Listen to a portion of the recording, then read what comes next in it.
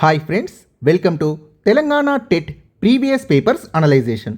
So ఇది 29 June రోజు జరిగిన TET paper, 29 June 2025. So shift 1 వాళ్ళకు వచ్చిన పేపర్ ఇది, మార్నింగ్ షిఫ్ట్. సో ఇందులో 6 నుండి 10 తరగతుల నుండి వచ్చిన క్వశ్చన్స్ మొత్తం 42 కాగా మన మెటీరియల్ 41 క్వశ్చన్స్ని కవర్ చేసింది. సో ఆ ఒక్క క్వశ్చన్ అనేది 8th క్లాస్లోని అదనపు సమాచారం నుండి తీసుకున్నారు. సో నేను నెక్స్ట్ పీడిఎఫ్లో కానీ నేను ఫిజికల్ మెటీరియల్ బుక్స్లో కానీ నేను ఈ అదనపు సమాచారాన్ని కవర్ చేస్తాను. సో 41 ప్రశ్నలు, ఇందులో 6th నుంచి ఎలాంటి ప్రశ్నలు రాలేదు, 7th నుంచి 5, 8th నుంచి 12, 9th నుంచి 8, 10th నుంచి 17. సో ఈ మూడింటి నుంచే 37 ప్రశ్నలు వచ్చాయి. సో 7th నుంచి 5 టోటల్ 42 ప్రశ్నలు వచ్చాయి. సో ఇంటర్ నుంచి 6 తీసుకున్నారు. ఇందులో మొత్తం 48కి గాను 47 ప్రశ్నలకు సంబంధించి నేను ఎక్కడెక్కడి నుంచి తీసుకున్నారనేది, so page numbers, lesson name, class మొత్తం అన్నీ కూడా మెన్షన్ చేశాను. సో అబ్జర్వ్ చేయండి. సో అలానే ప్రీవియస్ 28 పేపర్, సో 28th నాడు జరిగిన పేపర్ అనలైజ్ చేశాను. సో అందులో ఒక క్వశ్చన్ అంతర పంటలకు సంబంధించి రజిత మేడం ఇన్ఫర్మేషన్ ఇచ్చారు. So 5th class EVS book నుంచి తీసుకున్నారు ఆ అంతర పంటలు అనేది. So thank you madam. So అలానే సంధ్యారాణి మేడం కూడా ఇన్ఫర్మేషన్ ఇచ్చారు. అంతర పంటలు అనేది 5th క్లాస్ ఈవీఎస్, గుర్తుపెట్టుకోండి, నేను ఈవీఎస్వి కూడా చేస్తాను. సో చూద్దాం. సో అలానే ఈ వీడియో కనుక నచ్చినట్లయితే లైక్ చేయండి ఫ్రెండ్స్.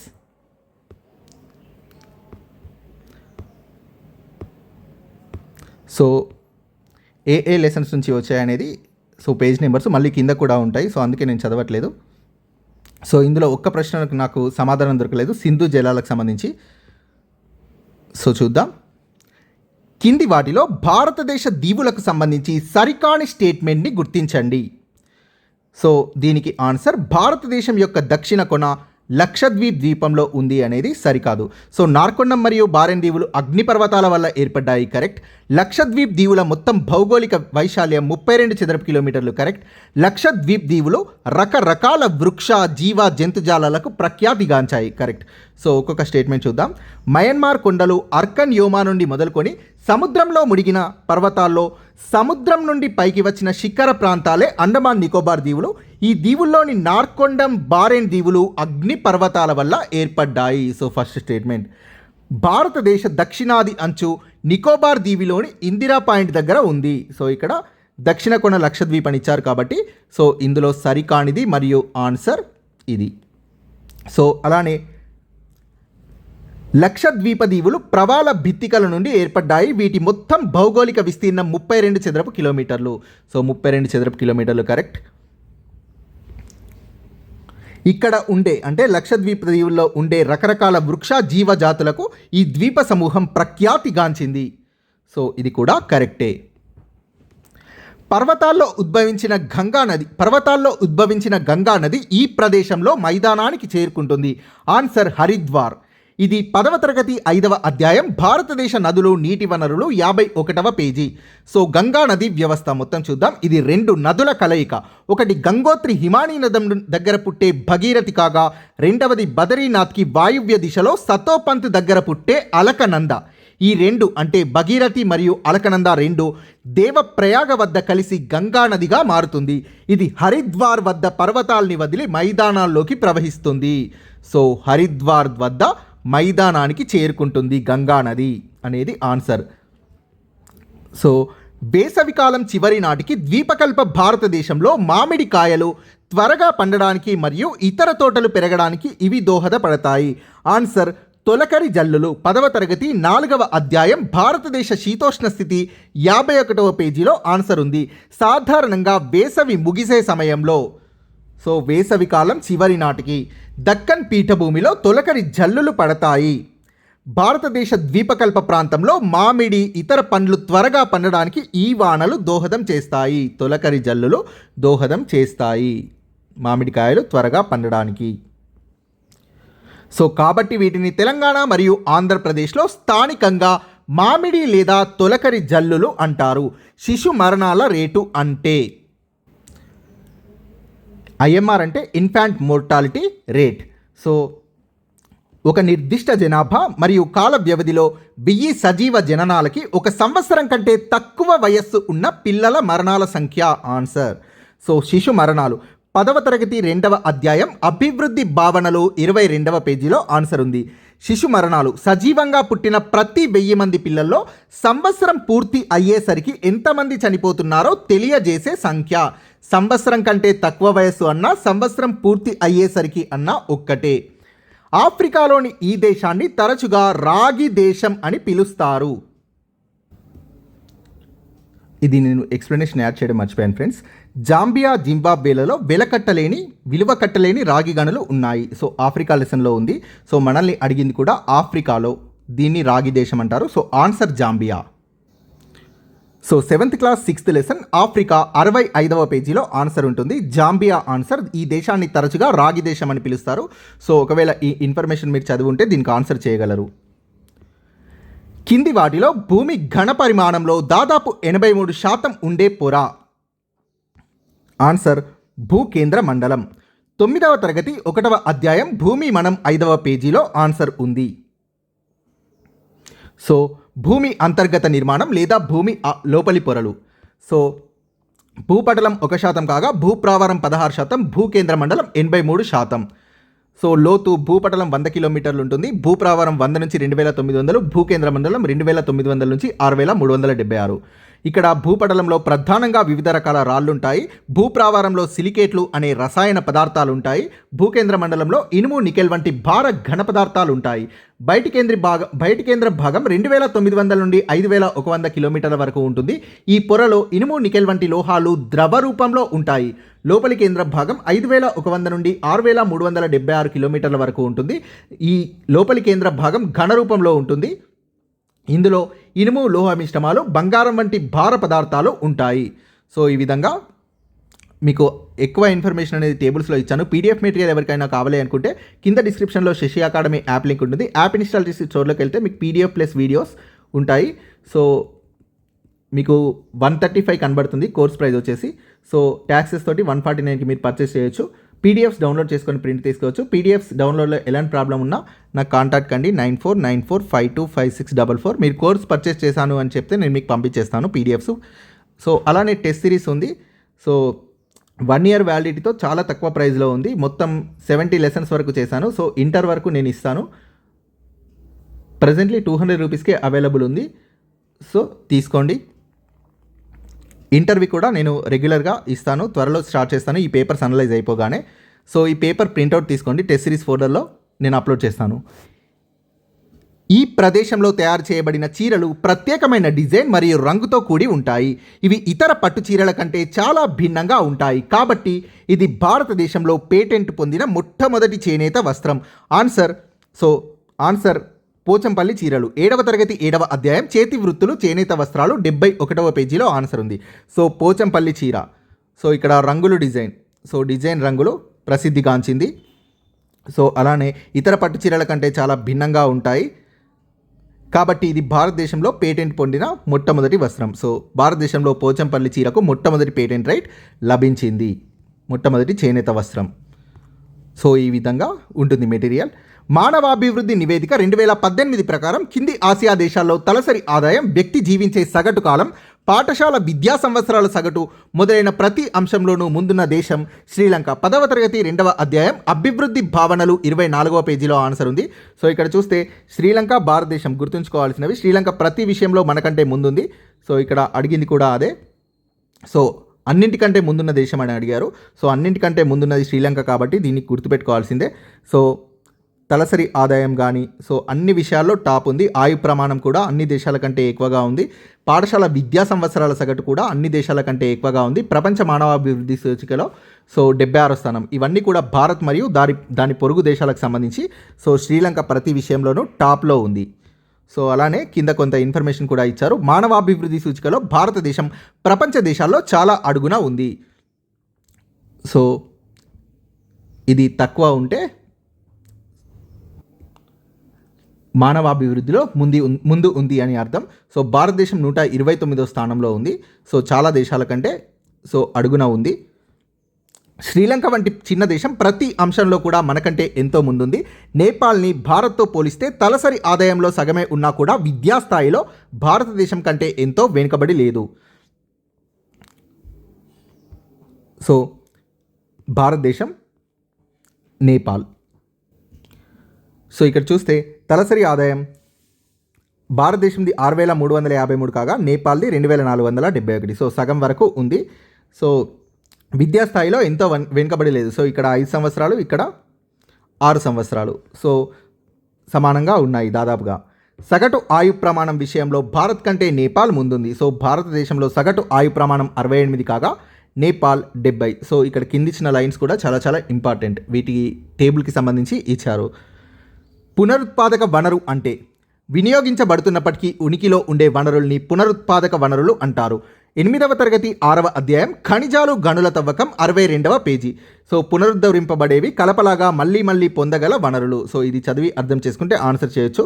సో తిరిగి తయారు చేయలేని వనరుల్ని అంతరించిపోయే వనరు లేదా పునరుద్ధరించడానికి వీల్లేని వనరు అంటారు. తిరిగి తయారు చేయలేని వనరుల్ని, ఉదాహరణకి గుట్టల నుండి రాళ్ళు తీసేసి అమ్మేయడం వల్ల అక్కడ మరొక రాయిని పాతలేము. సో బంగారం పరిమితమైన మోతాదులో చాలా లోతైన గనుల్లో మాత్రమే లభ్యం అవుతుంది.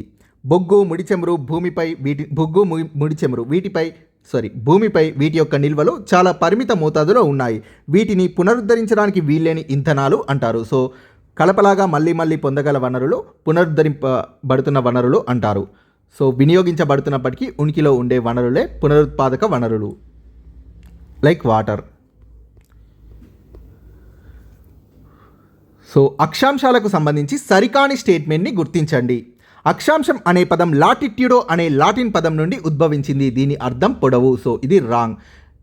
లాటిట్యూడో అనేది కరెక్ట్, బట్ దీని అర్థం పొడవు కాదు, వెడల్పు. లాంగిట్యూడో అంటే పొడవు. సో రేఖాంశాలు లాంగిట్యూడో అనే లాటిన్ పదం నుండి ఉద్భవించింది రేఖాంశం అనేది. సో దాని అర్థం మాత్రం పొడవు. సో ఇది లాటిట్యూడో. సో చూద్దాం.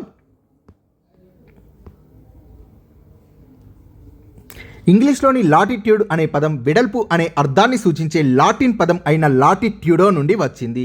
సో సరికానిది ఆప్షన్ 1. సో సరికానిది ఆన్సర్ 1. సో మిగిలినవి చూద్దాం. అక్షాంశ విలువలు 0 నుండి 90 ఉత్తరం మరియు 90 దక్షిణం వరకు ఉంటాయి. సో అక్షాంశ విలువలు 0 డిగ్రీల నుండి 90 డిగ్రీల ఉత్తర ధ్రువం వరకు మరియు 90 డిగ్రీల దక్షిణ ధ్రువం వరకు ఉంటాయి. 0 డిగ్రీల కంటే తక్కువ, 90 డిగ్రీల కంటే ఎక్కువ విలువ ఉన్న అక్షాంశాలు లేవు. సో నెక్స్ట్ది ఉత్తరం వైపు ఉన్న అక్షాంశాన్ని ఊతోను అంటే నార్త్, దక్షిణం వైపు అక్షాంశాన్ని దాత్తోను అంటే సౌత్తోను వాటి దిశల్ని సూచిస్తారు. సో ఇక్కడ చూస్తే ఉత్తరం వైపు ఉన్న అక్షాంశాన్ని ఎంతోను, దక్షిణం వైపు ఉన్న అక్షాంశాన్ని ఎస్తోను వాటి దిశల్ని సూచిస్తారు. అన్ని అక్షాంశాల్లో భూమధ్య రేఖ అతి పెద్దది. సో అన్ని అక్షాంశాల్లో అతి పెద్దది పొడవైనది భూమధ్య రేఖ. అన్ని అక్షాంశాల్లో పొడవైనది భూమధ్య రేఖ. సో చూద్దాం మళ్ళీ ఒకసారి, చాలా చాలా ఇంపార్టెంట్.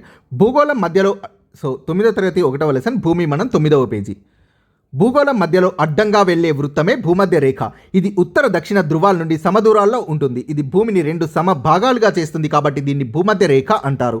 దీన్ని 0 డిగ్రీ అక్షాంశంగా గుర్తిస్తారు భూమధ్య రేఖని.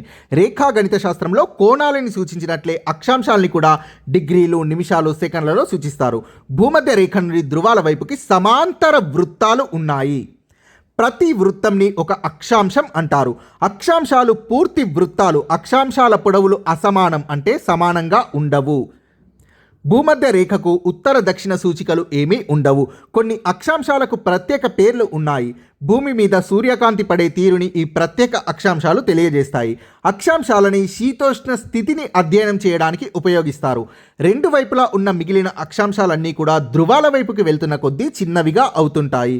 ధృవాల వద్ద అంటే 90 డిగ్రీల ఉత్తరం, 90 డిగ్రీల దక్షిణం వద్ద అక్షాంశాలు వృత్తాలుగా కాకుండా బిందువులుగా ఉంటాయి. భూమధ్య రేఖకు ఉత్తర ధ్రువానికి మధ్య ఉన్న సగభాగం ఉత్తరార్ధగోళం కాక భూమధ్య రేఖకు దక్షిణ ధ్రువానికి మధ్య ఉన్న సగభాగం దక్షిణార్ధగోళం అవుతుంది. ఒక ధ్రువం నుండి మరొక ధ్రువం వరకు అంటే భూమధ్య రేఖ కాకుండా మొత్తం 180 అక్షాంశాలు ఉన్నాయి. అంటే భూమధ్య రేఖని కలిపితే 181 అవుతాయి. అర్ధగోళాన్ని ఆంగ్లంలో హెమిస్ఫియర్ అంటారు. హెమి అంటే అర్ధం, సగభాగం. ఖండ తీరపు వాలులో కనిపించే సముద్ర అగాధ ధరులు ఈ ప్రక్రియ ద్వారా ఏర్పడ్డాయి. హిమానీ నదాలు మరియు నదుల నీటి కోత వల్ల ఏర్పడ్డాయి. 9వ తరగతి 3వ అధ్యాయం జలావరణ 30వ పేజీ. ఖండతీరపు వాలు 200 మీటర్ల నుండి 3000 మీటర్ల వరకు ఖండతీరపు వాలు ఉంటుంది. దీంట్లో అనేక స్వరూపాలు ఉంటాయి. మహాసముద్రపు విస్తీర్ణంలో ఇది 15% వరకు ఉంటుంది. ఖండతీరపు వాలు ఖండాల సరిహద్దుని సూచిస్తుంది. ఈ ప్రాంతంలోనే సముద్ర అగాధధరులు ఉంటాయి. హిమానీ నదాలు నదుల నీటికోత ప్రక్రియలతో ఈ సముద్ర అగాధధరులు ఏర్పడతాయి. ఈ అడవులు తక్కువ వర్షపాతం మరియు అధిక ఉష్ణోగ్రతలు ఉన్న పొడి ప్రాంతాల్లో పెరుగుతాయి. ఆన్సర్ ముళ్ళతో కూడిన అడవులు. సో 8వ తరగతి 5వ అధ్యాయం అడవులు వినియోగం సంరక్షణ 53వ పేజీ. ముళ్ళ అడవులు చాలా తక్కువ వర్షపాతం అధిక ఉష్ణోగ్రతలు. సో తక్కువ వర్షపాతం అధిక ఉష్ణోగ్రతలు ఉండే పొడి ప్రాంతాల్లో ముళ్ళ అడవులు పెరుగుతాయి. ఈ సందర్భంలో నీరు నేలలో ఇంకే అవకాశం ఎక్కువగా ఉంటుంది. 7వ తరగతి 5వ అధ్యాయం చెరువులు భూగర్భ జలాలు 53వ పేజీ. సో ఆన్సర్ వర్షపు నీటి ప్రవాహాన్ని వృక్ష సంపద లేదా కట్టల ద్వారా నియంత్రించినప్పుడు నీరు నేలలోకి ఇంకే అవకాశం ఎక్కువగా ఉంటుంది. సో నేను ఇక్కడ క్లియర్గా రాశాను. మొక్కల పెంపకంతో చెట్లతో ఆనకట్టలతో గడ్డిని పెంచడంతో నీటి వేగాన్ని తగ్గిస్తే నీరు భూమిలోకి ఇంకి భూగర్భ జలాలు పెరిగే అవకాశం ఎక్కువగా ఉంటుంది. సో వృక్ష సంపద లేదా కట్టల ద్వారా. సో మొక్కల పెంపకం అన్న వృక్ష సంపద అంటే సో మొక్కల పెంపకం అన్న సో వృక్ష సంపద అన్న ఒకటే. మొక్కల పెంపకం, చెట్లను పెంచడం, ఆనకట్టల నిర్మాణం చేపట్టడం, గడ్డిని పెంచడం. సో ఇంకొక ఆప్షన్ ఆనకట్టల నిర్మాణం అని ఇచ్చారు. సో వృక్ష సంపద లేదా కట్టల ద్వారా. సో ఇక్కడ నేను లైన్ బై లైన్ కూడా ఇచ్చాను. సో దీని ఇంపార్టెన్స్ తెలుసు నాకు. సో వీటి వల్ల భూగర్భ జలాలు పెరిగే అవకాశం ఎక్కువగా ఉంటుంది. అందువల్ల గడ్డి, చెట్లను పెంచడం మరియు ఆనకట్టల నిర్మాణం చేపట్టడం చేస్తున్నారు. నీటి నిల్వను పెంచడానికి చేసిన ఈ ప్రయత్నాలనే వాటర్ షెడ్ అభివృద్ధి పథకాలు అంటారు. సో దీనికి ఆన్సర్ నాకు దొరకలేదు. సింధు నది జల ఒప్పందం 1960 నిబంధనల ప్రకారం సింధు నది వ్యవస్థ ద్వారా తీసుకెళ్లే మొత్తం నీటిలో భారతదేశం 20% నీటిని మాత్రం ఉపయోగించుకోగలదు. 20% నీటిని మాత్రమే ఉపయోగించుకోగలదు. మరియు ఈ నీటిని భారతదేశంలోని ఈ రాష్ట్రాల్లో నీటి పారుదల కోసం ఉపయోగిస్తున్నారు. ఆన్సర్ పంజాబ్, హర్యానా మరియు రాజస్థాన్. ఇది భారతదేశ ప్రజాస్వామ్యానికి పునాది వేసింది. 8వ తరగతి 13వ అధ్యాయం భారత రాజ్యాంగం 156వ పేజీలో ఆన్సర్ ఉంది. సో ఆన్సర్ భారతదేశ స్వాతంత్ర్య పోరాటానికి ప్రేరణనిచ్చి మరియు మార్గనిర్దేశం చేసిన విలువలు. రాజ్యాంగ పీఠిక స్వాతంత్ర్య పోరాటానికి స్ఫూర్తినిచ్చి మార్గదర్శకంగా నిలిచిన విలువలే భారతదేశ ప్రజాస్వామ్యానికి పునాది. సో ఇదే లైన్ ఇక్కడ ఇచ్చారు. ఈ విలువలు భారత రాజ్యాంగ పీఠికలో ఉన్నాయి. రాజ్యాంగ ఉద్దేశాల్ని, మౌలిక సూత్రాల్ని పీఠిక తెలియజేస్తుంది. సో అలానే ఇంతకుముందు నేను ప్రీవియస్ పేపర్ అనలైజేషన్లో ఒక క్వశ్చన్ చూసాం. మనం వైరుధ్యాలతో కూడిన జీవనంలోకి ప్రవేశించబోతున్నాం. రాజకీయాల్లో మనకి సమానత్వం ఉంటుంది, కానీ సామాజిక ఆర్థిక జీవితాల్లో అసమానత ఉంటుంది అనే లైన్స్ ఇచ్చి వివరించారని ఇచ్చారు అంబేద్కర్. సో ఇది 10th ఉంది, 8th కూడా ఉంది. సో అది చెప్పడానికి ఇక్కడ ఇచ్చాను. సో అక్కడ ఆర్థిక అంశాల్లో అని ఇచ్చారు, ఇక్కడ జీవితాల్లో అని ఇచ్చారు. సో చిన్న చేంజ్ అంతే. సో ఈ లైన్స్ పేర్కొన్నది అంబేద్కర్. సో 8th క్లాస్ నుంచే తీసుకున్నారు ఇది కూడా. రాజ్యాంగ సభ ముగింపు ఉపన్యాసంలో తన ఆందోళనను చాలా స్పష్టంగా పేర్కొన్నారు అంబేద్కర్. సో 10th 8th కూడా ఉంది. చాలా చాలా ఇంపార్టెంట్, మళ్ళీ చూసుకోండి. భారత రాజ్యాంగంలో ఇవి భారత ప్రభుత్వం ముందు అక్షరాస్యతను సార్వత్రీకరించడం, పర్యావరణ పరిరక్షణ మొదలైన కొన్ని నిర్దిష్ట పనులని నిర్దేశిస్తాయి. ఆన్సర్ ఆదేశిక సూత్రాలు. 8వ తరగతి 13వ అధ్యాయం భారత రాజ్యాంగం 158వ పేజీ. రాజ్యాంగంలో ఉన్న ఇంకొక విభాగం ప్రభుత్వ విధానానికి ఆదేశిక సూత్రాలు. ఇది భారత ప్రభుత్వం ముందు కొన్ని నిర్దిష్ట కర్తవ్యాల్ని పేర్కొంది. ఉదాహరణకి సార్వజనీన అక్షరాస్యత, విద్య, పర్యావరణ పరిరక్షణ, ఆదాయ అసమానతలను తగ్గించడం మొదలైనవి. సో ఇక్కడ చూస్తే సార్వజనీన అక్షరాస్యత, సో అక్షరాస్యతను సార్వత్రీకరించడం, పర్యావరణ పరిరక్షణ, సో పర్యావరణ పరిరక్షణ ఈ రెండు ఇచ్చారు. సో ఆదేశిక సూత్రాలు ఆన్సర్. ఈ సూత్రాలు ప్రభుత్వానికి మార్గదర్శకంగా ఉంటాయి. అయితే ప్రభుత్వాలు వీటిని అనుసరించడం లేదని అనిపించినప్పుడు న్యాయస్థానంలో కేసులు వేయలేము. భారతదేశంలో ఈ స్వతంత్ర సంస్థ ప్రభుత్వం చేసే ఖర్చుల్ని పర్యవేక్షిస్తుంది. కంట్రోలర్ మరియు ఆడిటరీ జనరల్. 8వ తరగతి 13వ అధ్యాయం భారత రాజ్యాంగం 159వ పేజీ. రాజ్యాంగాన్ని సంరక్షించడానికి కొన్ని స్వతంత్ర సంస్థల్ని కూడా రాజ్యాంగం పొందుపరిచింది. స్వతంత్ర సంస్థలు, ఈ లైన్ చాలా చాలా ఇంపార్టెంట్. ఈ పదం న్యాయ వ్యవస్థ, న్యాయస్థానాలు, కంట్రోలర్ అండ్ ఆడిటర్ జనరల్ ప్రభుత్వాల ఖర్చుని పర్యవేక్షించడం, ఎన్నికల సంఘం పని స్వేచ్ఛగా ఎన్నికలను నిర్వహించడం, ఇవి స్వతంత్ర సంస్థలు. So controller and auditor general స్వతంత్ర సంస్థ, గుర్తుపెట్టుకోండి, చాలా చాలా చాలా ఇంపార్టెంట్. సో ఇవి ఈజీగానే గుర్తుంటాయి. న్యాయ వ్యవస్థ, ఎన్నికల సంఘం, స్వతంత్ర సంస్థలు. ఇవి ప్రభుత్వంతో సంబంధం లేకుండా స్వతంత్రంగా పనిచేస్తూ రాష్ట్రపతికి నేరుగా నివేదించాలి ఈ సంస్థలు అన్నీ కూడా.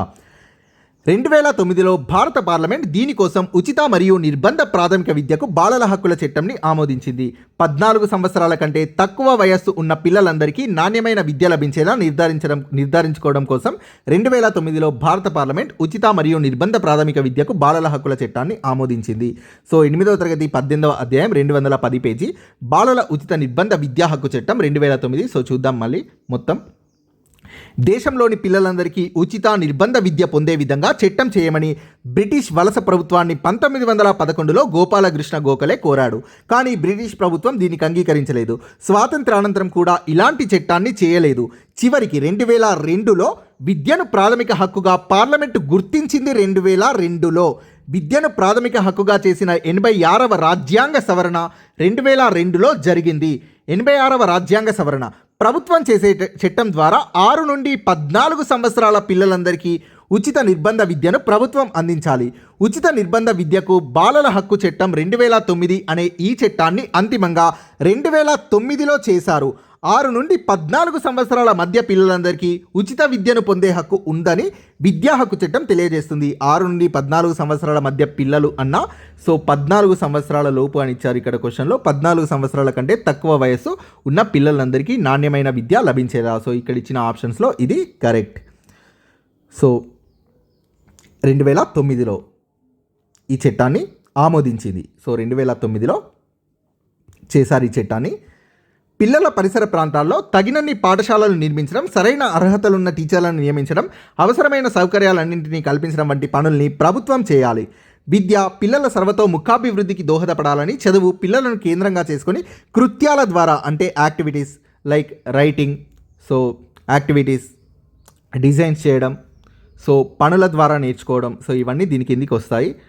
యాక్టివిటీస్ అన్నీ అన్వేషణ, పరిశోధన, ఆవిష్కరణ పద్ధతుల ద్వారా సాగాలని చట్టం తెలియజేస్తోంది. పిల్లలు మాతృభాషలో చదువు నేర్చుకోవాలని, వాళ్ళు భయం, విచారం, ఆందోళనలు లేకుండా తమ అభిప్రాయాల్ని స్వేచ్ఛగా వ్యక్తపరచాలని కూడా చట్టం చెబుతోంది. పరిసర ప్రాంతాల్లో పాఠశాలలు అందుబాటులో లేకపోయినా, పాఠశాలల్లో బోధనకు తగినంత మంది టీచర్లు లేకపోయినా, బోధన అభ్యసన పరికరాలు తగినన్ని అందుబాటులో లేకపోయినా, పిల్లల్ని కొట్టినా, భయభ్రాంతుల్ని చేసిన ఇలాంటి సందర్భాల్లో అధికారులపై పిల్లలు లేదా పెద్దవాళ్ళు ఫిర్యాదు చేయవచ్చు. సో ఈ చట్టం చాలా ఇంపార్టెంట్, చాలాసార్లు చదవండి. విద్యా హక్కు చట్టం 2009. ఈ చట్టం 6 నుండి 14 సంవత్సరాల పిల్లలందరికీ ఉచిత నిర్బంధ ఎలిమెంటరీ విద్యను అందించడానికి ఉద్దేశించబడింది. ఏప్రిల్ 1, 2010 నుండి అమల్లోకి వచ్చింది. ఇది కూడా చాలాసార్లు అడిగిన బిట్. అమల్లోకి వచ్చింది ఏప్రిల్ 1, 2010. ఒక సాధారణ బిల్లును ఆమోదించడంలో పార్లమెంటు ఉభయ సభల మధ్య ఏవైనా తేడాలుంటే తుది నిర్ణయం ఇక్కడ తీసుకోబడుతుంది. పార్లమెంటు ఉమ్మడి సమావేశంలో తీసుకోబడుతుంది. 8వ తరగతి 14వ అధ్యాయం పార్లమెంట్ కేంద్ర ప్రభుత్వం 163వ పేజీ. ఉభయ సభలు ఏ సాధారణ చట్టాన్నైనా ఉభయ సభలు ఆమోదించాలి. 2 సభల మధ్య తేడాలు ఉన్నప్పుడు అంతిమ నిర్ణయాన్ని ఉభయ సభలు ఉమ్మడి సమావేశంలో తీసుకుంటారు. సో ఉభయ సభలు అంటే లోక్సభ, రాజ్యసభ. సో పార్లమెంట్ ఉమ్మడి సమావేశంలో తీసుకుంటారు.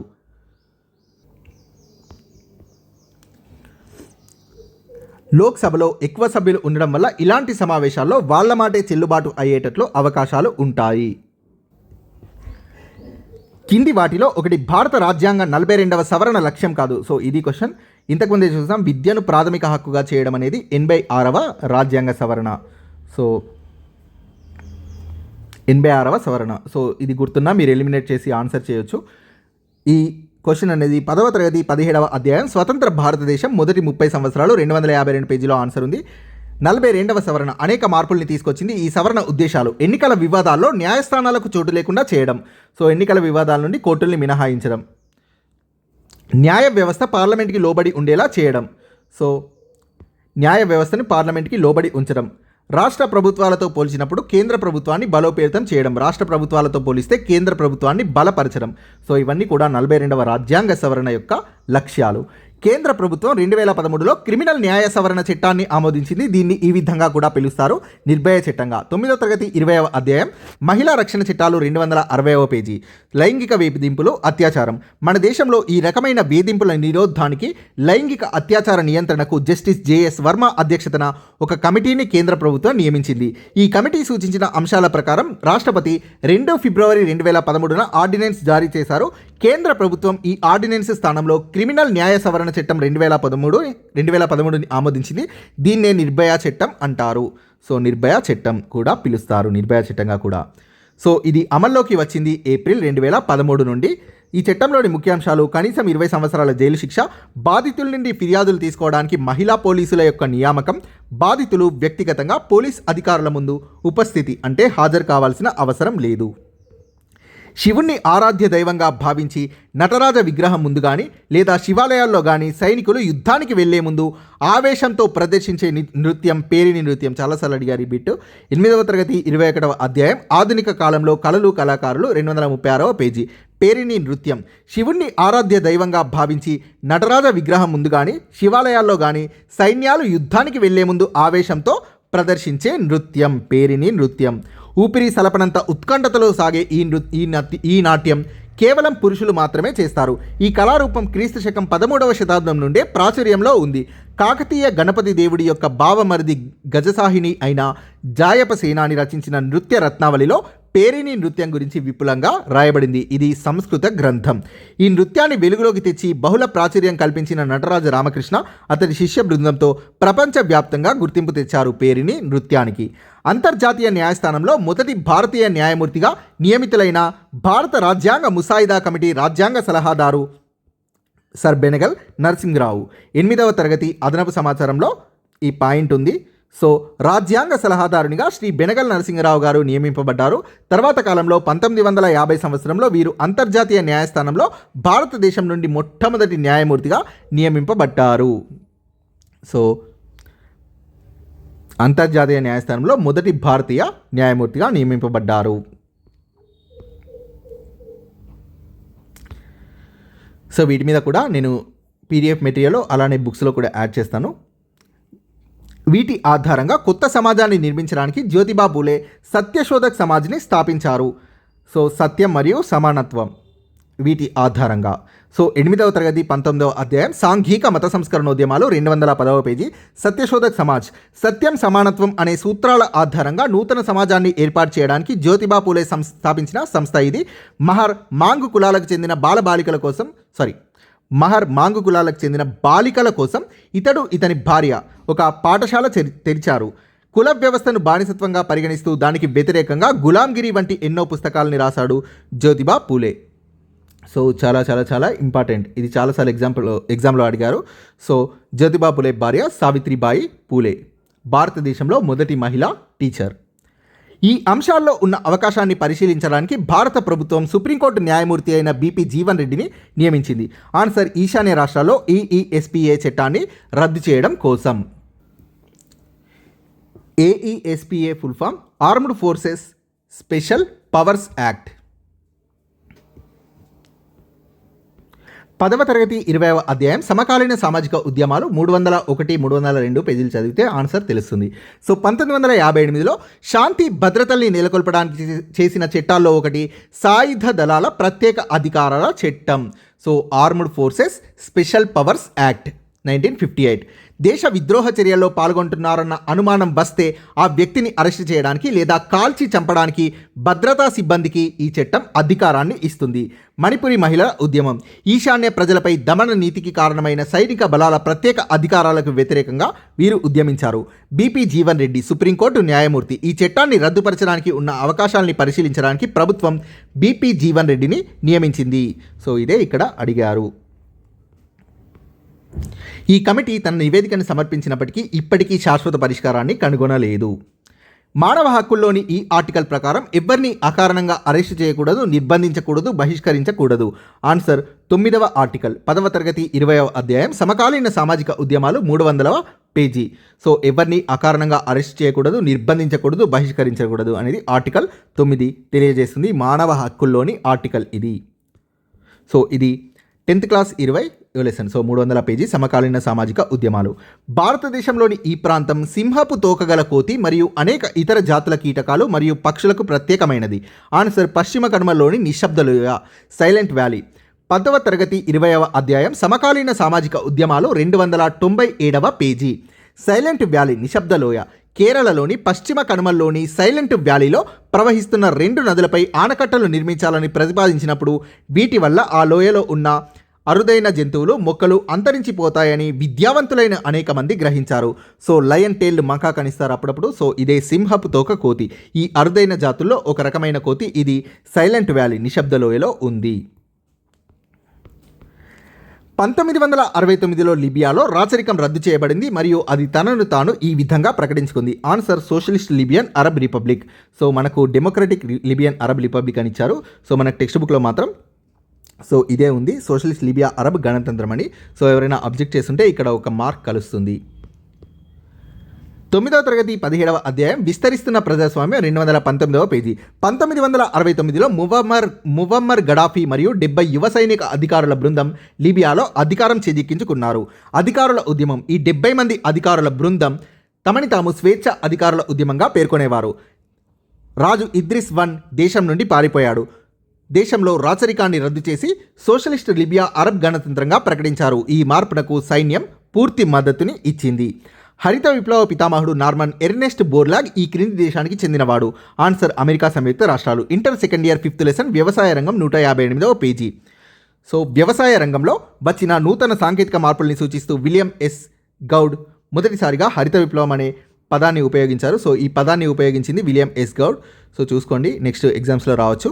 సో నూతన వంగడాల ఉత్పత్తిలో చేసిన కృషి వల్ల ప్రఖ్యాత అమెరికన్ వ్యవసాయ ఆర్థికవేత్త మరియు నోబెల్ శాంతి బహుమతి గ్రహీత అయిన నార్మన్ ఎర్నెస్ట్ బోర్లాగ్ని ఈ రంగంలో ముందుగా కృషి చేసిన వ్యక్తిగా హరిత విప్లవ పితామహుడిగా గుర్తించడం జరిగింది.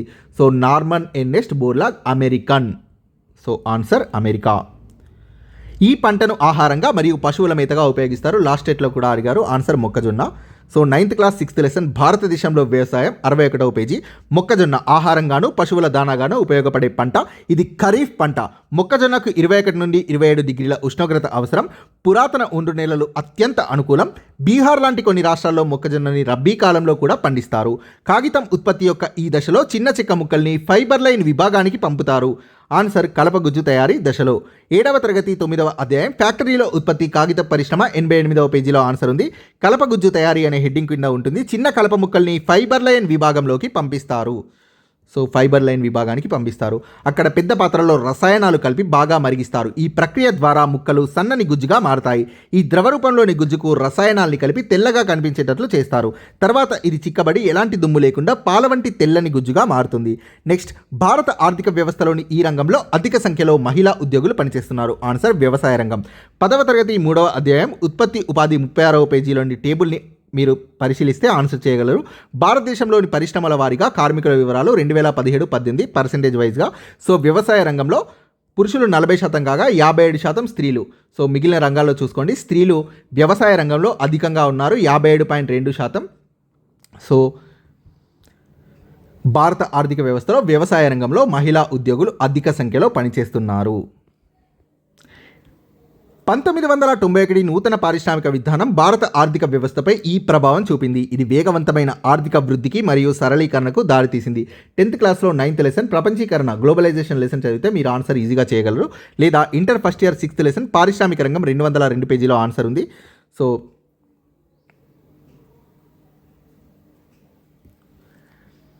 1991లో భారత ప్రభుత్వం ప్రవేశపెట్టిన ఆర్థిక సంస్కరణలు వేగంగా ఆర్థిక వృద్ధిని లక్ష్యంగా చేసుకొని అనేక కొత్త ఉదారవంతమైన విధానాల్ని తీసుకొచ్చాయి. సో ఈ 1991 పారిశ్రామిక విధానాన్ని ఎల్పీజీగా పిలుస్తారు. ఎల్ అంటే లిబరలైజేషన్ సరళీకరణ, పి అంటే ప్రైవేటైజేషన్ ప్రైవేటీకరణ, జీ అంటే గ్లోబలైజేషన్ ప్రపంచీకరణ. ఆర్థిక సంస్కరణల ముఖ్యమైన లక్ష్యాలు సరళీకరణ, ప్రైవేటీకరణ మరియు ప్రపంచీకరణ.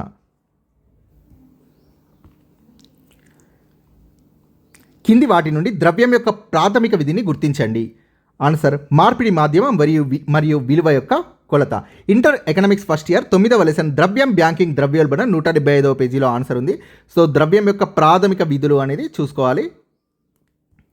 ప్రాథమిక విధులు. సో వినిమయ మాధ్యమం, ద్రవ్యం ప్రాథమిక విధుల్లో వినిమయ మాధ్యమం.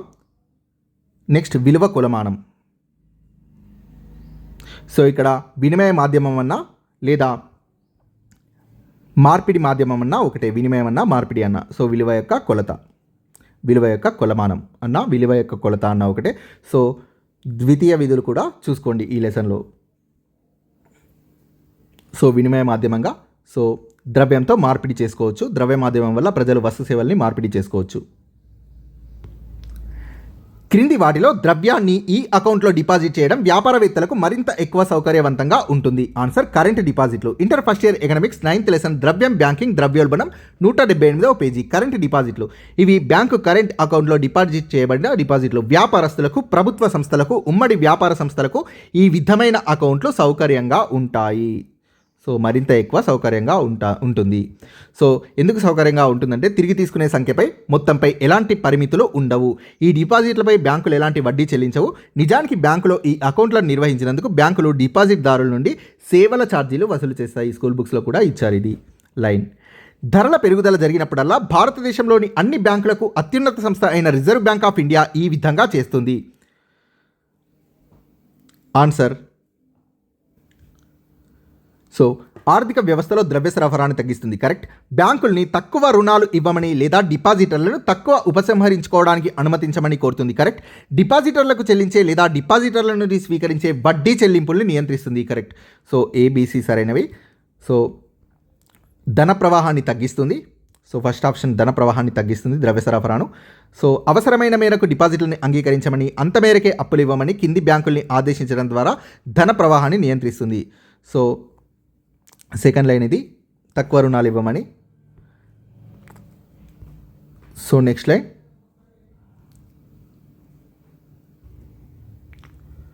సో ఇక్కడ స్వీకరించే చెల్లించే వడ్డీల్ని కూడా నియంత్రిస్తుంది. Third line.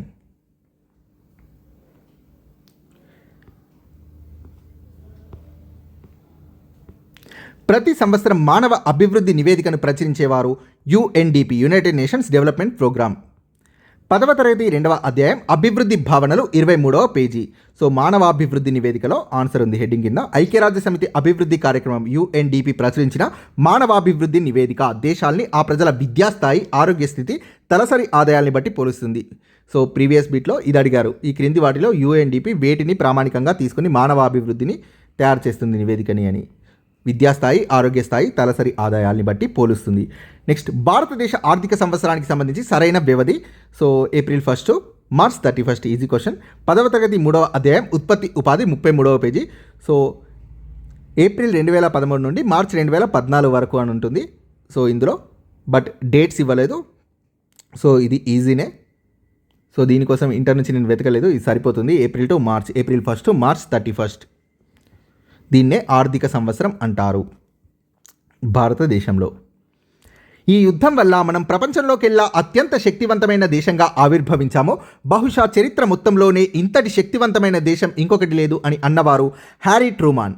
10వ తరగతి 19వ అధ్యాయం 272వ పేజీ. ప్రపంచ యుద్ధాల తర్వాత ప్రపంచం, భారతదేశం. 1945 మార్చిలో అమెరికా ప్రెసిడెంట్ హ్యారీ ట్రూమాన్ యుద్ధం వల్ల మనం ప్రపంచంలోకెల్లా శక్తివంతమైన దేశంగా ఆవిర్భవించాం, చరిత్ర మొత్తంలోనే ఇంతటి శక్తివంతమైన దేశం మరొకటి లేదు అన్నాడు. ఈ చట్టం ప్రకారం వయోజన పురుష కార్మికుల్ని రోజుకి 12 గంటలకు మించి పని చేయించకూడదు. ఆన్సర్ ఫ్యాక్టరీ చట్టం 1911.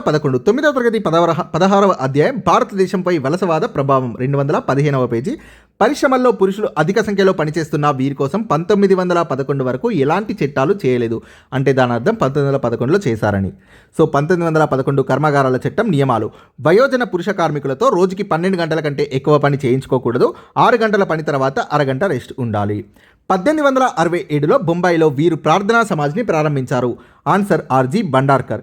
ఇంటర్ ఫస్ట్ ఇయర్ హిస్టరీ 13వ లెసన్ భారతదేశంలో సాంఘిక మత సంస్కరణోద్యమాలు 212వ పేజీ. సో 1867లో ప్రార్థనా సమాజాన్ని స్థాపించినది డాక్టర్ ఆత్మారాం పాండురంగ్. కేశవ చంద్రసేన్ ప్రోద్బలంతో స్థాపించాడు. దీని ప్రధాన కేంద్ర కార్యాలయం బొంబాయిలో ఉంది. ప్రార్థనా సమాజంలో ప్రముఖ పాత్ర పోషించినది మహాదేవ గోవిందరనడే మరియు సర్ ఆర్జీ బండార్కర్. అయితే సో స్థాపించినది ఆత్మారాం పాండురంగ్, బట్ ఇందులో ఈ స్థాపనలో ముఖ్య పాత్ర పోషించినది ఆర్జీ బండార్కర్. సో మనకు బుక్లో మాత్రం 1867లో ఆత్మారాం పాండురంగ అని ఇచ్చారు. సో స్థాపించినదైతే ఆత్మారాం పాండురంగ, బట్ ఈ స్థాపనలో కృషి చేసినది ఆర్జీ బండార్కర్. సో ఇక్కడ ఆప్షన్స్లో ఆత్మారాం పాండురంగ లేదు కాబట్టి ఆర్జీ బండార్కర్ అనేది ఆన్సర్ అవుతుంది. సో నెక్స్ట్ 1933 మార్చి 3న ఆమోదించబడిన ఎనేబ్లింగ్ యాక్ట్ అడాల్ఫ్ హిట్లర్కి ఈ అధికారాన్ని కట్టబెట్టింది. ఆన్సర్ పార్లమెంటుని పక్కన పెట్టి అతని ఆదేశం ప్రకారం పాలించడానికి. 10వ తరగతి 12వ అధ్యాయం ప్రపంచ యుద్ధాల మధ్య ప్రపంచం 177వ పేజీ. 1933 మార్చి 3న ఆమోదించిన ఎనేబ్లింగ్ యాక్ట్తో జర్మనీలో నియంతృత్వం ఏర్పడింది.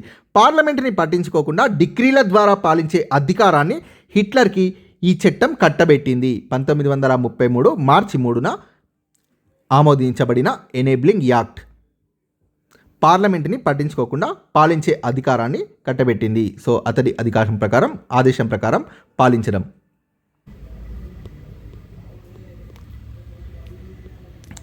కింది వాటిలో ఎక్కువ మొత్తంలో కార్లని త్వరగా ఉత్పత్తి చేయడానికి ఈ పరిశ్రమ అసెంబ్లీ లైన్ మెథడ్ ఉత్పత్తి పద్ధతిని ప్రారంభించింది. Answer Ford Motors. 8th class 8th lesson జీవనోపాధులు సాంకేతిక విజ్ఞాన ప్రభావం 89వ పేజీలో ఆన్సర్ ఉంది.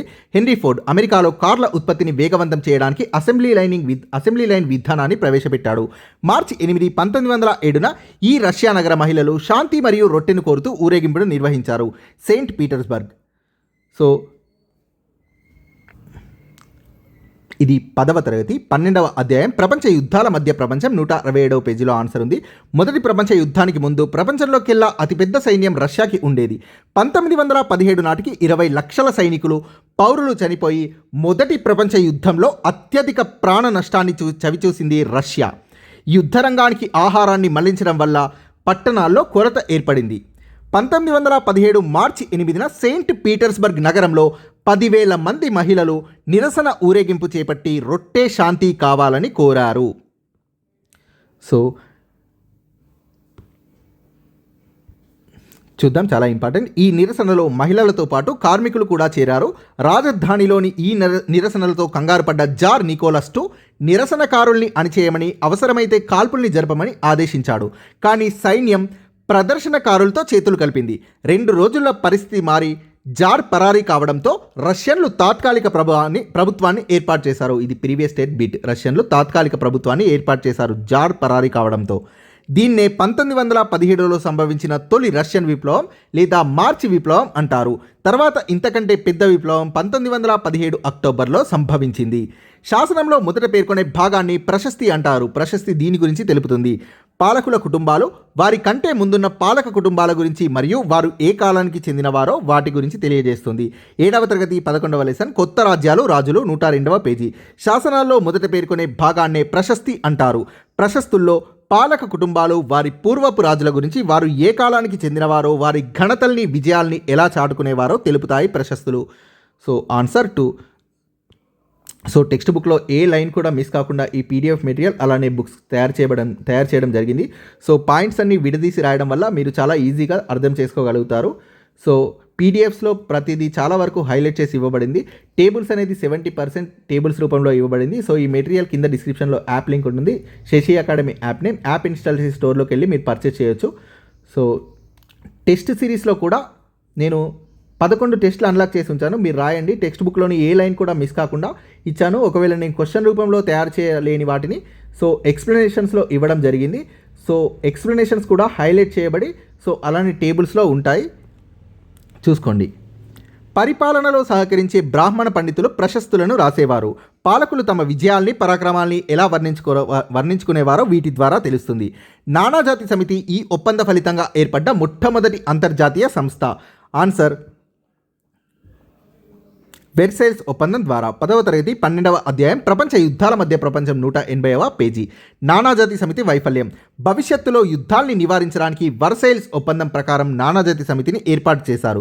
ఈ సంస్థలో చేరడానికి రష్యా జర్మనీని ఆహ్వానించలేదు. చాలా చాలా ఇంపార్టెంట్. సంస్థని ఏర్పరచడంలో అమెరికా అధ్యక్షుడు ఉడ్రో విల్సన్ చురుకైన పాత్ర పోషించినా కూడా అతని ప్రతిపాదనని అమెరికా కాంగ్రెస్ పార్లమెంట్ తిరస్కరించడంతో అమెరికా కూడా నానాజాతి సమితిలో సభ్యత్వం పొందలేదు. చాలా చాలా ఇంపార్టెంట్. దీని ఫలితంగా ఈ సంస్థలో 58 సభ్య దేశాలు ఉన్నాయి. ఉమ్మడి భద్రత ఆశయంతో చర్చలు సంప్రదింపుల ద్వారా దేశాల మధ్య విభేదాల్ని పరిష్కరించుకోవడం, యుద్ధాలు రాకుండా చేయవచ్చని ఆశించారు. దేశాల మధ్య విభేదాల పరిష్కారం కోసం నానాజాతి సమితి అంతర్జాతీయ న్యాయస్థానాన్ని ఏర్పాటు చేసింది. నానాజాతి సమితి ఎంతో సాధిస్తుందని ఆశించిన అంతర్జాతీయ ఒప్పందాల్ని ఉల్లంఘించకుండా, ఇతర దేశాలపై దండెత్తకుండా జర్మనీ, ఇటలీ, జపాన్లని ఇది నివారించలేకపోయింది. నానాజాతి సమితి హెడ్ క్వార్టర్స్ అనేవి జెనీవా, స్విట్జర్లాండ్లో ఉండేది. 1971లో భారత ప్రభుత్వం వీటిని రద్దు చేసింది. పూర్వ సంస్థానాలు ఉపయోగించిన రాజభరణాలు మరియు బిరుదుల్ని రద్దు చేసింది. 10వ తరగతి 14వ అధ్యాయం భారతదేశ జాతీయోద్యమం, దేశ విభజన, స్వాతంత్ర్యం 211వ పేజీ. సంస్థానాల ప్రభుత్వాల్ని స్వాధీనం చేసుకొని ఆయా రాచరిక కుటుంబాలకు వ్యక్తిగత ఖర్చులకు పెన్షన్ని మంజూరు చేశారు. దీన్నే రాజాభరణం అనేవారు. 1971లో భారత ప్రభుత్వం భరణాన్ని, గత రాజరిక కుటుంబాల బిరుదుల్ని రద్దు చేసింది. 1915లో మదన్ మోహన్ మాలవ్య ఈ లక్ష్యంతో హిందూ మహాసభని స్థాపించాడు. హిందువుల్ని ఏకం చేయడం మరియు ఇతర మతాల్లోకి మారిన వారిని తిరిగి హిందూ మతంలోకి తీసుకురావడం అనే లక్ష్యంతో. సో ముస్లిం లీగ్ మరియు ఇతర మతాల ప్రభావాన్ని ఎదుర్కోవడానికి కూడా స్టార్ట్ చేశారు. సో చూద్దాం దీనికి మార్క్ కలుస్తుందో లేదో. 8వ తరగతి 11B అధ్యాయం జాతీయోద్యమం మలిదశ 128వ పేజీ. 1915లో హిందూ మహాసభని ఏర్పాటు చేశారు. హిందువుల్ని ఏకం చేసే ఉద్దేశంతో, ఇతర మతాలకు మారిన వాళ్ళని తిరిగి హిందువులుగా మార్చే ఉద్దేశంతో ఏర్పడింది హిందూ మహాసభ. దీనికి నేతృత్వం వహించినది మదన్ మోహన్ మాలవీయ వంటి నాయకులు. భారతదేశంలో ముస్లిం లీగ్, ఇతర మత బృందాలకు జవాబుగా వీళ్ళు దీన్ని ఏర్పాటు చేశారు, హిందూ మహాసభని. So thank you friends. మీకు కనుక ఈ వీడియో నచ్చినట్లయితే లైక్ చేయండి, షేర్ చేయండి, ఛానల్ని సబ్స్క్రైబ్ చేయండి. Thank you very much.